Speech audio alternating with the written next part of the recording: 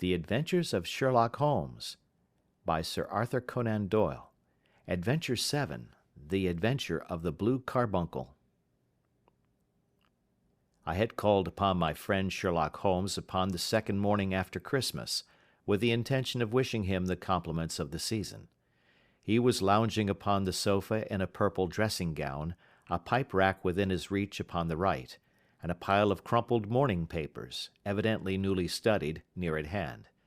Beside the couch was a wooden chair, and on the angle of the back hung a very seedy and disreputable hard felt hat, much the worse for wear, and cracked in several places. A lens and a forceps lying upon the seat of the chair suggested that the hat had been suspended in this manner for the purpose of examination. "You are engaged," said I. "Perhaps I interrupt you." "Not at all. I am glad to have a friend with whom I can discuss my results. The matter is a perfectly trivial one." He jerked his thumb in the direction of the old hat. "But there are points in connection with it which are not entirely devoid of interest and even of instruction." I seated myself in his armchair and warmed my hands before his crackling fire, for a sharp frost had set in, and the windows were thick with the ice crystals. "I suppose," I remarked, "that, homely as it looks, this thing has some deadly story linked on to it, that it is the clue which will guide you in the solution of some mystery and the punishment of some crime." No crime," said Sherlock Holmes, laughing. "Only one of those whimsical little incidents which will happen when you have 4,000,000 human beings all jostling each other within the space of a few square miles. Amid the action and reaction of so dense a swarm of humanity, every possible combination of events may be expected to take place, and many a little problem will be presented which may be striking and bizarre without being criminal. We already had experience of such." "So much so," I remarked, "that of the last 6 cases which I have added to my notes, 3 have been entirely free of any legal crime." "Precisely. You allude to my attempt to recover the Irene Adler papers, to the singular case of Miss Mary Sutherland, and to the adventure of the man with the twisted lip. Well, I have no doubt that this small matter will fall into the same innocent category. You know Peterson, the commissionaire?" "Yes." "It is to him that this trophy belongs?" "It is his hat." No, he found it. Its owner is unknown. I beg that you will look upon it not as a battered billycock, but as an intellectual problem. And first, as to how it came here. It arrived upon Christmas morning, in company with good fat goose, which is, I have no doubt, roasting at this moment in front of Peterson's fire. The facts are these. About 4 o'clock on Christmas morning, Peterson, who, as you know, is a very honest fellow, was returning from some small jollification, and was making his way homeward down Tottenham Court Road. In front of him he saw, in the gaslight, a tallish man, walking with a slight stagger, and carrying a white goose slung over his shoulder. As he reached the corner of Goodge Street, a row broke out between this stranger and a little knot of roughs. One of the latter knocked off the man's hat, on which he raised his stick to defend himself, and swinging it over his head, smashed the shop window behind him. Peterson had rushed forward to protect the stranger from his assailants, but the man, shocked at having broken the window, and seeing an official-looking person in uniform rushing towards him, dropped his goose, took to his heels, and vanished amid the labyrinth of small streets which lie at the back of Tottenham Court Road. The roughs had also fled at the appearance of Peterson, so that he was left in possession of the field of battle, and also of the spoils of victory, in the shape of this battered hat and a most unimpeachable Christmas goose." "Which surely he restored to their owner." "My dear fellow, there lies the problem. It is true that 'For Mrs. Henry Baker' was printed upon a small card which was tied to the bird's left leg, and it is also true that the initials H.B. are legible upon the lining of his hat, but as there are some thousands of Bakers, and some hundreds of Henry Bakers in this city of ours, It is not easy to restore lost property to any one of them." What then did Peterson do? He brought round both hat and goose to me on Christmas morning, knowing that even the smallest problems are of interest to me. The goose we retained until this morning, when there were signs that, in spite of the slight frost, it would be well that it should be eaten without unnecessary delay. Its finder has carried it off, therefore, to fulfill the ultimate destiny of a goose, while I continue to retain the hat of the unknown gentleman who lost his Christmas dinner. Did he not advertise? No. Then what clue could you have as to his identity? Only as much as we can deduce. From his hat? Precisely. But you are joking. What can you gather from this old battered felt? Here is my lens. You know my methods. What can you gather yourself as to the individuality of the man who has worn this article? I took the tattered object in my hands and turned it over rather ruefully. It was a very ordinary black hat of the usual round shape, hard and much the worse for wear. The lining had been of red silk, but was a good deal discolored. There was no maker's name, but, as Holmes had remarked, the initials H.B. were scrawled upon one side. It was pierced in the brim for a hat securer, but the elastic was missing. For the rest, it was cracked, exceedingly dusty, and spotted in several places, although there seemed to have been some attempt to hide the discolored patches by smearing them with ink. "I can see nothing," said I, handing it back to my friend. "On the contrary, Watson, you can see everything. You fail, however, to reason from what you see. You are too timid in drawing your inferences." "Then pray tell me what it is that you can infer from this hat." He picked it up and gazed at it in the peculiar introspective fashion which was characteristic of him. "It is perhaps less suggestive than it might have been," he remarked, "and yet there are a few inferences which are very distinct, and a few others which represent at least a strong balance of probability. That the man was highly intellectual is of course obvious upon the face of it, and also that he was fairly well-to-do within the last 3 years, although he has now fallen upon evil days. He had foresight, but has less now than formerly, pointing to a moral retrogression, which, when taken with the decline of his fortunes, seems to indicate some evil influence, probably drink, at work upon him. This may account also for the obvious fact that his wife has ceased to love him." "My dear Holmes!" "He has, however, retained some degree of self-respect," he continued, disregarding my remonstrance. "He is a man who leads a sedentary life, goes out little, is out of training entirely, is middle-aged, has grizzled hair which he has had cut within the last few days, and which he anoints with lime cream. These are the more patent facts which are to be deduced from this hat. Also, by the way, that it is extremely improbable that he has gas laid on in his house." "You are certainly joking, Holmes."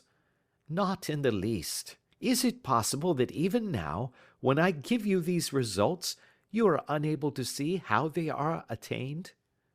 "I have no doubt that I am very stupid, but I must confess that I am unable to follow you.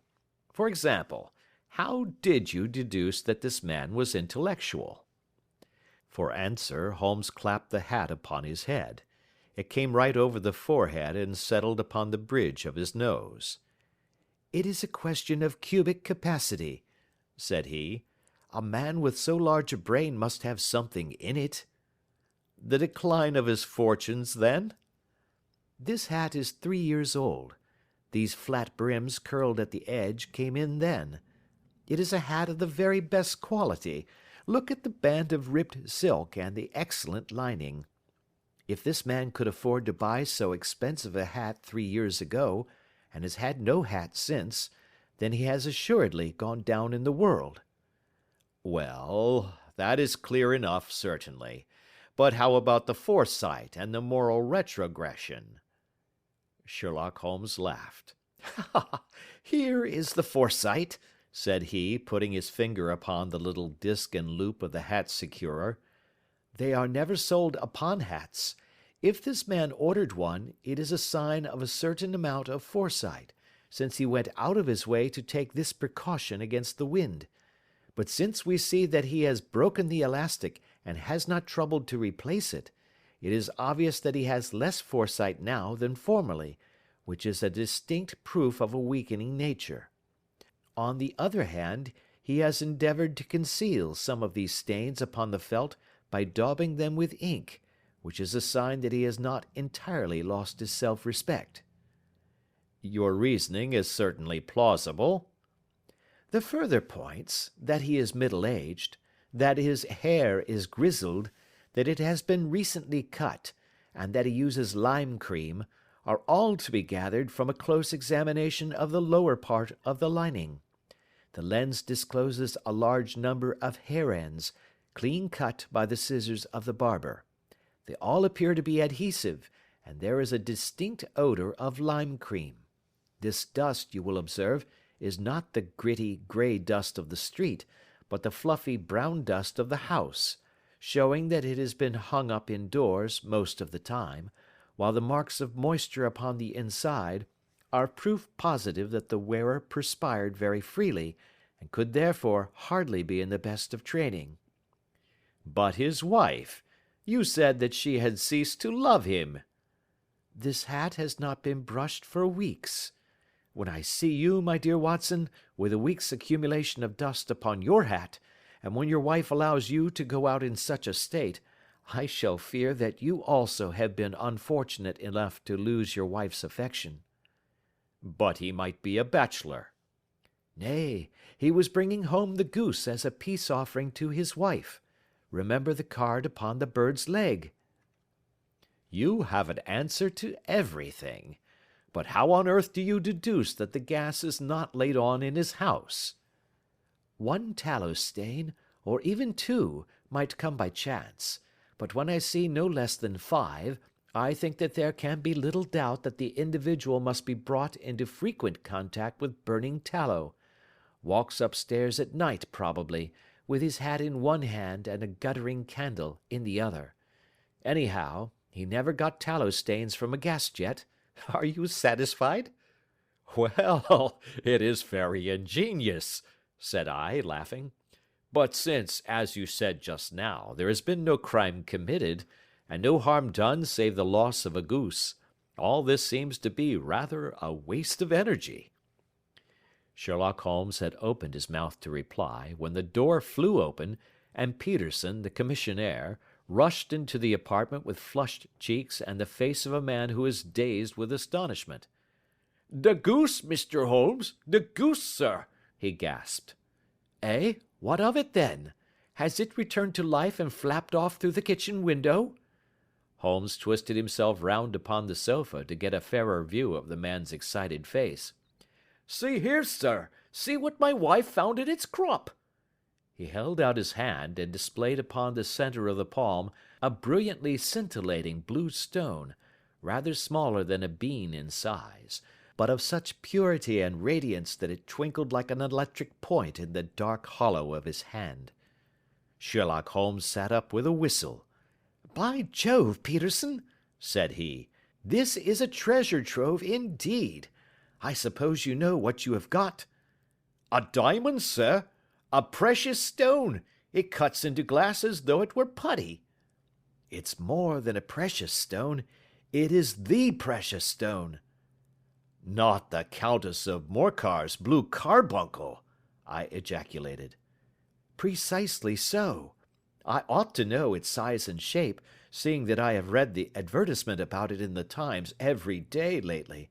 It is absolutely unique, and its value can only be conjectured, but the reward offered of £1,000 is certainly not within a 20th part of the market price." £1,000! Great Lord of mercy!" The commissionaire plumped down into a chair and stared from one to the other of us. "That is the reward, and I have reason to know that there are sentimental considerations in the background which would induce the Countess to part with half her fortune if she could but recover the gem." "It was lost, if I remember aright, at the Hotel Cosmopolitan," I remarked. "Precisely so, on December 22nd, just 5 days ago. John Horner, a plumber, was accused of having abstracted it from the lady's jewel case. The evidence against him was so strong that the case has been referred to the assizes. I have some account of the matter here, I believe." He rummaged amid his newspapers, glancing over the dates, until at last he smoothed one out, doubled it over, and read the following paragraph. "Hotel Cosmopolitan jewel robbery. John Horner, 26, plumber, was brought up upon the charge of having upon the 22nd instant abstracted from the jewel case of the Countess of Morcar the valuable gem known as the blue carbuncle.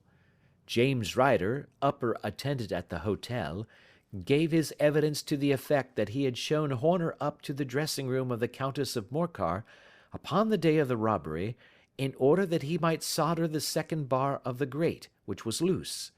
He had remained with Horner some little time, but had finally been called away. On returning, he found that Horner had disappeared, that the bureau had been forced open, and that the small morocco casket in which, as it afterwards transpired, the Countess was accustomed to keep her jewel, was lying empty upon the dressing-table. Ryder instantly gave the alarm, and Horner was arrested the same evening, but the stone could not be found either upon his person or in his rooms. Catherine Cusack, maid to the Countess, deposed to having heard Ryder's cry of dismay on discovering the robbery, and to having rushed into the room, where she found matters as described by the last witness. Inspector Bradstreet, B Division, gave evidence as to the arrest of Horner, who struggled frantically, and protested his innocence in the strongest terms. Evidence of a previous conviction for robbery having been given against the prisoner, the magistrate refused to deal summarily with the offence, but referred it to the assizes. Horner, who had shown signs of intense emotion during the proceedings, fainted away at the conclusion and was carried out of court. So much for the police court," said Holmes thoughtfully, tossing aside the paper. "The question for us now to solve is the sequence of events leading from a rifled jewel case at one end to the crop of a goose in Tottenham Court Road at the other. You see, Watson, our little deductions have suddenly assumed a much more important and less innocent aspect. Here is the stone. The stone came from the goose, and the goose came from Mr. Henry Baker, the gentleman with the bad hat, and all the other characteristics with which I have bored you. So now we must set ourselves very seriously to finding this gentleman, and ascertaining what part he has played in this little mystery. To do this, we must try the simplest means first, and these lie undoubtedly in an advertisement in all the evening papers. If this fail, I shall have recourse to other methods." "What will you say?" "Give me a pencil and that slip of paper. Now then, found at the corner of Goodge Street, a goose and a black felt hat. Mr. Henry Baker can have the same by applying at 6:30 this evening at 221B Baker Street. That is clear and concise." "Very, but will he see it?"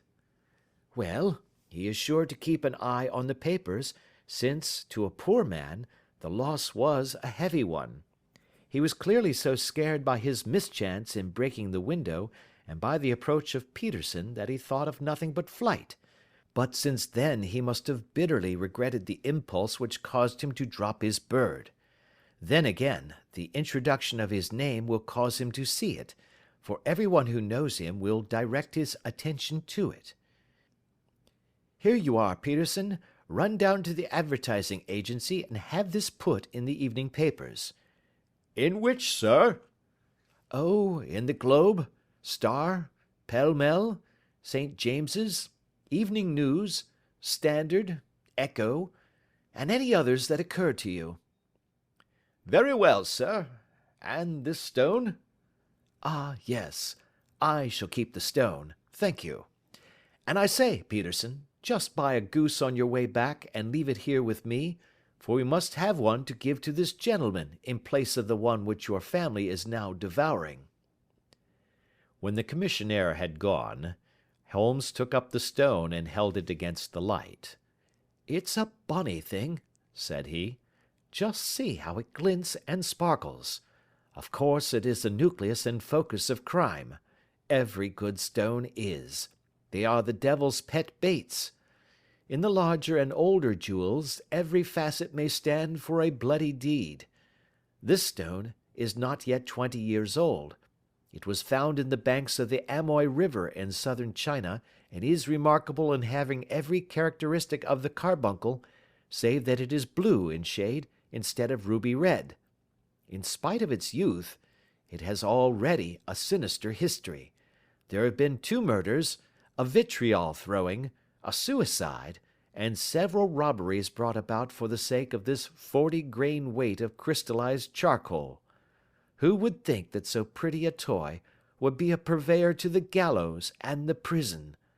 I'll lock it up in my strong box now and drop a line to the Countess to say that we have it." "Do you think that this man Horner is innocent?" "I cannot tell." "Well, then, do you imagine that this other one, Henry Baker, had anything to do with the matter?" "It is, I think, much more likely that Henry Baker is an absolutely innocent man, who had no idea that the bird which he was carrying was of considerably more value than if it were made of solid gold. That, however, I shall determine by a very simple test, if we have an answer to our advertisement." "And you can do nothing until then?" "Nothing." "In that case I shall continue my professional round. But I shall come back in the evening at the hour you have mentioned, for I should like to see the solution of so tangled a business." "Very glad to see you. I dine at 7. There is a woodcock, I believe. By the way, in view of recent occurrences, perhaps I ought to ask Mrs. Hudson to examine its crop." I had been delayed at a case, and it was a little after 6:30 when I found myself in Baker Street once more. As I approached the house I saw a tall man in a Scotch bonnet, with a coat which was buttoned up to its chin, waiting outside in the bright semicircle which was thrown from the fanlight. Just as I arrived the door was opened, and we were shown up together to Holmes's room. "Mr. Henry Baker, I believe," said he, rising from his armchair and greeting his visitor with the easy air of geniality which he could so readily assume. "Pray take this chair by the fire, Mr. Baker. It is a cold night, and I observe that your circulation is more adapted for summer than for winter. Ah, Watson, you have just come at the right time. Is that your hat, Mr. Baker?" "Yes, sir, that is undoubtedly my hat." He was a large man with rounded shoulders, a massive head, and a broad, intelligent face, sloping down to a pointed beard of grizzled brown. A touch of red in nose and cheeks, with a slight tremor of his extended hand, recalled Holmes's surmise as to his habits. His rusty black frock coat was buttoned right up in front, with the collar turned up, and his lank wrists protruded from his sleeves without a sign of cuff or shirt. He spoke in a slow staccato fashion, choosing his words with care, and gave the impression generally of a man of learning and letters, who had had ill usage at the hands of fortune. "We have retained these things for some days," said Holmes, "because we expected to see an advertisement from you giving your address. I am at a loss to know why you did not advertise." Our visitor gave a rather shamefaced laugh. "Shillings have not been so plentiful with me as they once were," he remarked. "I had no doubt that the gang of roughs who assaulted me had carried off both my hat and the bird. I did not care to spend more money in a hopeless attempt at recovering them." "Very naturally. By the way, about the bird, we were compelled to eat it." "To eat it? Our visitor half rose from his chair in his excitement. Yes, it would have been of no use to anyone had we not done so. But I presume that this other goose upon the sideboard, which is about the same weight and perfectly fresh, will answer your purpose equally well? Oh, certainly, certainly, answered Mr. Baker with a sigh of relief. Of course, we still have the feathers, legs, crop, and so on of your own bird, so if you wish— The man burst into a hearty laugh. They might be useful to me as relics of my adventure, said he, but beyond that I can hardly see what use the disjecta membra of my late acquaintance are going to be to me. No, sir, I think that, with your permission, I will confine my attentions to the excellent bird which I perceive upon the sideboard. Sherlock Holmes glanced sharply across at me with a slight shrug of his shoulders. There is your hat, then, and there your bird, said he. By the way, would it bore you to tell me where you got the other one from? I am somewhat of a fowl fancier, and I have seldom seen a better grown goose. Certainly, sir, said Baker, who had risen and tucked his newly gained property under his arm. There are a few of us who frequent the Alpha Inn, near the museum. We are to be found in the museum itself during the day, you understand. This year our good host, Windigate by name, instituted a goose club, by which, on consideration of some few pence every week, we were each to receive a bird at Christmas. My pence were duly paid, and the rest is familiar to you. I am much indebted to you, sir, for a Scotch bonnet is fitted neither to my years nor my gravity. With a comical pomposity of manner, he bowed solemnly to both of us, and strode off upon his way. So much for Mr. Henry Baker, said Holmes, when he had closed the door behind him. It is quite certain that he knows nothing whatever about the matter. Are you hungry, Watson? Not particularly. Then I suggest that we turn our dinner into a supper and follow up this clue while it is still hot. By all means. It was a bitter night, so we drew on our ulsters and wrapped cravats about our throats. Outside, the stars were shining coldly in a cloudless sky, and the breath of the passers-by blew out into smoke like so many pistol shots. Our footfalls rang out crisply and loudly as we swung out through the Doctor's Quarter, Wimpole Street, Harley Street, and so through Wigmore Street into Oxford Street. In a quarter of an hour we were in Bloomsbury at the Alpha Inn, which is a small public house at the corner of one of the streets which runs down into Holborn. Holmes pushed open the door of the private bar, and ordered 2 glasses of beer from the ruddy-faced, white-aproned landlord. Your beer should be excellent if it is as good as your geese, said he. My geese! The man seemed surprised. Yes, I was speaking only half an hour ago to Mr. Henry Baker, who was a member of your goose club. Ah, yes, I see. But you see, sir, them's not our geese. Indeed. Whose then? Well, I got the 2 dozen from a salesman in Covent Garden. Indeed. I know some of them. Which was it? Breckenridge is his name. Ah, I don't know him. Well, here's your good health, landlord, and prosperity to your house. Good night. Now for Mr. Breckenridge, he continued, buttoning up his coat as we came out into the frosty air.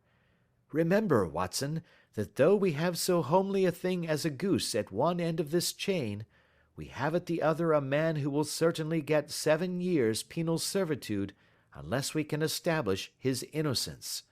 It is possible that our inquiry may but confirm his guilt, but in any case, we have a line of investigation which has been missed by the police, and which a singular chance has placed in our hands. Let us follow it out to the bitter end. Faces to the south, then, and quick march. We passed across Holborn, down Endell Street, and so through a zigzag of slums to Covent Garden Market. One of the largest stalls bore the name of Breckenridge upon it, and the proprietor, a horsey-looking man, with a sharp face and trim side whiskers, was helping a boy to put up the shutters. "Good evening. It's a cold night," said Holmes. The salesman nodded and shot a questioning glance at my companion. "Sold out of geese, I see," continued Holmes, pointing at the bare slabs of marble. "Let you have 500 tomorrow morning." "That's no good." "Well, there are some on the stall with the gas flare." "Ah, but I was recommended to you." "Who by?" "The landlord of the Alpha." "Oh, yes, I sent him a couple of dozen." "Fine birds they were, too. Now where did you get them from?" To my surprise, the question provoked a burst of anger from the salesman. "Now then, mister," said he, with his head cocked and his arms akimbo, "what are you driving at? Let's have it straight now." "It is straight enough. I should like to know who sold you the geese which you supplied to the Alpha." "Well then, I shan't tell you. So now." "Oh, it is a matter of no importance, but I don't know why you should be so warm over such a trifle." "Warm? You'd be as warm, maybe, if you were as pestered as I am. When I pay good money for a good article, there should be an end of the business. But it's, where are the geese? And who did you sell the geese to? And what will you take for the geese? One would think they were the only geese in the world, to hear the fuss that is made over them." "Well, I have no connection with any other people who have been making inquiries," said Holmes carelessly. "If you won't tell us, the bet is off, that is all. But I'm always ready to back my opinion on a matter of fowls, and I have a fiver on it that the bird I ate is country bred." "Well, then, you've lost your fiver, for it's town bred," snapped the salesman. "It's nothing of the kind." "I say it is." "I don't believe it." "Do you think you know more about fowls than I, who have handled them ever since I was a nipper? I tell you, all those birds that went to the Alpha were town bred." "You'll never persuade me to believe that." "Will you bet, then?" "It's merely taking your money, for I know that I am right. But I'll have a sovereign on with you just to teach you not to be obstinate." The salesman chuckled grimly. "Bring me the books, Bill," said he. The small boy brought round a small thin volume, and a great greasy-backed one, laying them out together beneath the hanging lamp. "Now then, Mr. Cocksure," said the salesman, "I thought that I was out of geese, but before I finish you'll find that there is still one left in my shop. You see this little book?" "Well?" "That's the list of the folk from whom I buy. Do you see? Well, then, here on this page are the country folk, and the numbers after their names are where their accounts are in the big ledger. Now then, you see this other page in red ink? Well, that is a list of my town suppliers. Now, look at that third name. Just read it out to me." "Mrs. Oakshott, 117 Brixton Road, 249, read Holmes. "Quite so. Now turn that up in the ledger." Holmes turned to the page indicated. "Here you are. Mrs. Oakshott, 117 Brixton Road, egg and poultry supplier." "Now then, what's the last entry?" "December 22nd, 24 geese at 7 shillings 6 pence." "Quite so. There you are. And underneath?" "Sold to Mr. Windicate of the Alpha at 12 shillings." "What have you to say now?" Sherlock Holmes looked deeply chagrined. He drew a sovereign from his pocket and threw it down upon the slab, turning away with the air of a man whose disgust is too deep for words. A few yards off he stopped under a lamp-post and laughed in the hearty, noiseless fashion which was peculiar to him. when you see a man with whiskers of that cut, and the pink 'un protruding out of his pocket, you can always draw him by a bet," said he. "I dare say that if I had put £100 down in front of him, that man would not have given me such complete information as was drawn from him by the idea that he was doing me on a wager.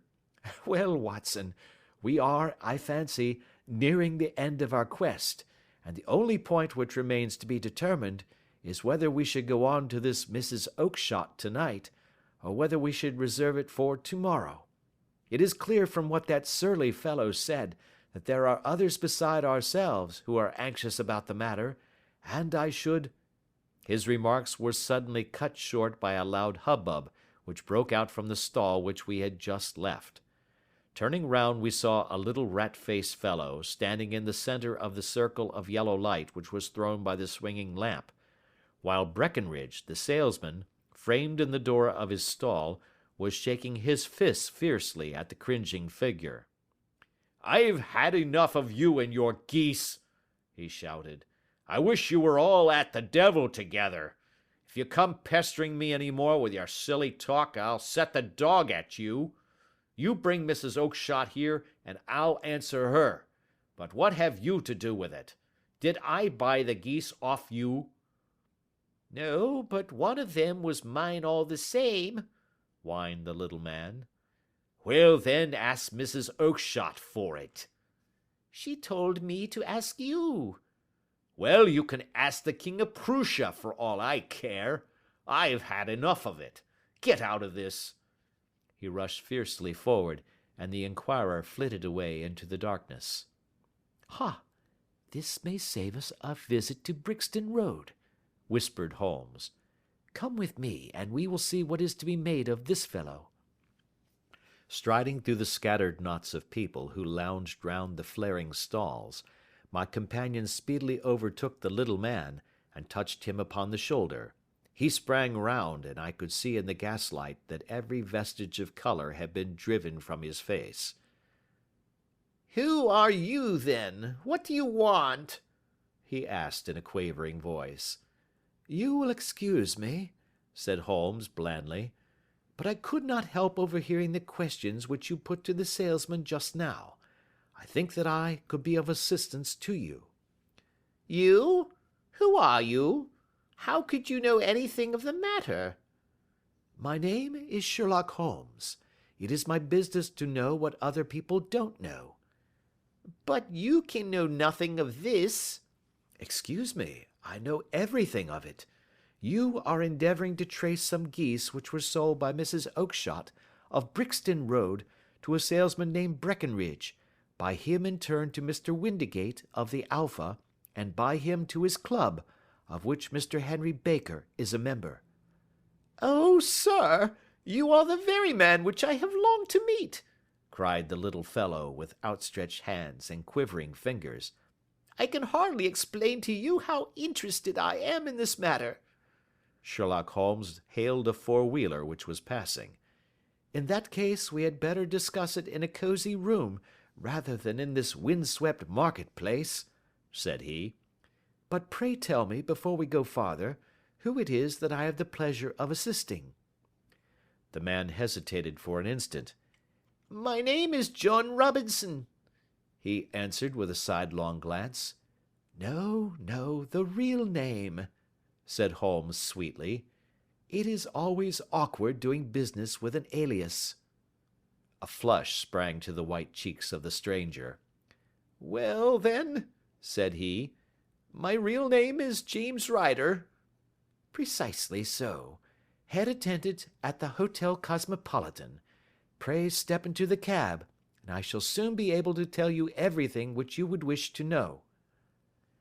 The little man stood glancing from one to the other of us with half-frightened, half-hopeful eyes, as one who is not sure whether he is on the verge of a windfall or of a catastrophe.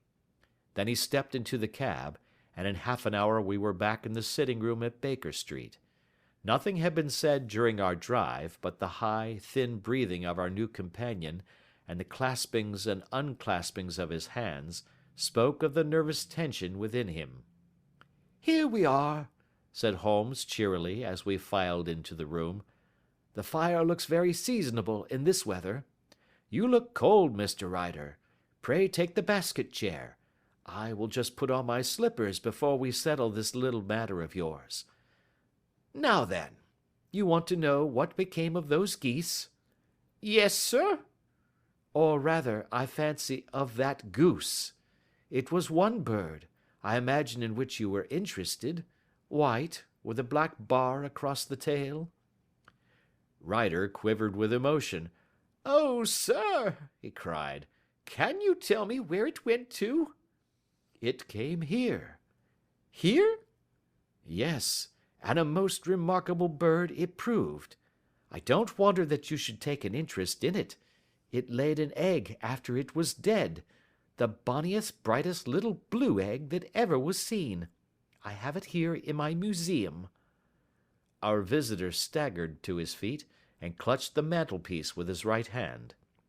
Holmes unlocked his strong-box and held up the blue carbuncle, which shone out like a star with a cold, brilliant, many-pointed radiance. Ryder stood glaring with a drawn face, uncertain whether to claim or to disown it. "The game's up, Ryder," said Holmes quietly. "Hold up, man, or you'll be into the fire. Give him an arm back into his chair, Watson. He's not got blood enough to go in for felony with impunity. Give him a dash of brandy. So, now he looks a little more human. What a shrimp it is, to be sure." For a moment he had staggered and nearly fallen, but the brandy brought a tinge of color into his cheeks, and he sat staring with frightened eyes at his accuser. "I have almost every link in my hands, and all the proofs which I could possibly need, so there is little which you need tell me. Still, that little may as well be cleared up to make the case complete. You had heard, Ryder, of this blue stone of the Countess of Morcar's?" It was Catherine Cusack who told me of it, he said in a cracking voice. "I see. Her ladyship's waiting maid. Well, the temptation of sudden wealth so easily acquired was too much for you, as it has been for better men before you, but you were not very scrupulous in the means you used. It seems to me, Ryder, that there is the making of a very pretty villain in you. You knew that this man Horner, the plumber, had been concerned in some such matter before, and that suspicion would rest the more readily upon him. What did you do then? You made some small job in my lady's room, you and your confederate Cusack, and you managed that he should be the man sent for. Then, when he had left, you rifled the jewel case, raised the alarm, and had this unfortunate man arrested. You then—" Ryder threw himself down suddenly upon the rug and clutched at my companion's knees. For God's sake, have mercy, he shrieked. Think of my father, of my mother. It would break their hearts. I never went wrong before. I never will again. I swear it. I'll swear it on a Bible. Oh, don't bring it into court. For Christ's sake, don't. "Get back into your chair," said Holmes sternly. "It is very well to cringe and crawl now, but you thought little enough of this poor Horner in the dock for a crime of which he knew nothing." "I will fly, Mr. Holmes. I will leave the country, sir. Then the charge against him will break down." We will talk about that. And now let us hear a true account of the next act. How came the stone into the goose, and how came the goose into the open market? Tell us the truth, for there lies your only hope of safety." Ryder passed his tongue over his parched lips. "I will tell you it just as it happened, sir," said he. "When Horner had been arrested, it seemed to me that it would be best for me to get away with the stone at once, for I did not know at what moment the police might not take it into their heads to search me and my room. There was no place about the hotel where it would be safe. I went out as if on some commission, and I made for my sister's house. She had married a man named Oakshott, and lived in Brixton Road, where she fattened fowls for the market.